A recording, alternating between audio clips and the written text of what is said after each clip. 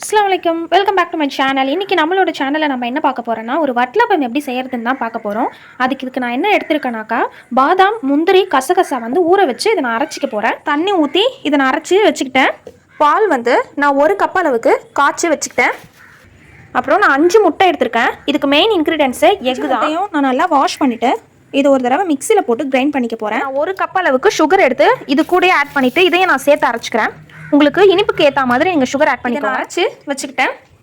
நம்ம ஃபஸ்ட்டே இந்த பாதாம் முந்திரியெல்லாம் அரைச்சி வச்சுருந்த இந்த மிக்ஸை வந்து இந்த முட்டை மிக்ஸ் கூட நான் ஆட் பண்ணிக்கிறேன்.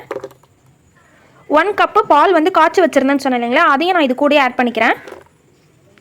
இப்போது நான் மில்க் மேட் வந்து ஆட் பண்ணிக்கிறேன் டேஸ்ட்டுக்காண்டி.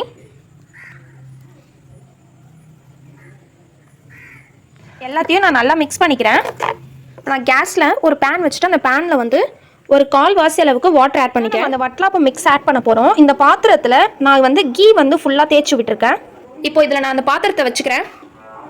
இப்போ இந்த மிக்ஸை வந்து நான் இதில் ஊற்றிக்கிறேன்.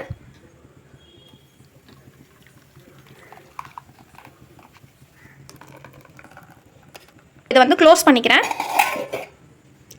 இந்த பேனையும் மேலே வந்து க்ளோஸ் பண்ணிக்கிறேன். அப்புறமா இந்த கன்சிஸ்டன்சியில் வந்துருச்சு. இப்போ வட்டலாப்பம் ரெடி ஆகிடுச்சு. இப்போ இதை நம்ம கட் பண்ணுவோம்.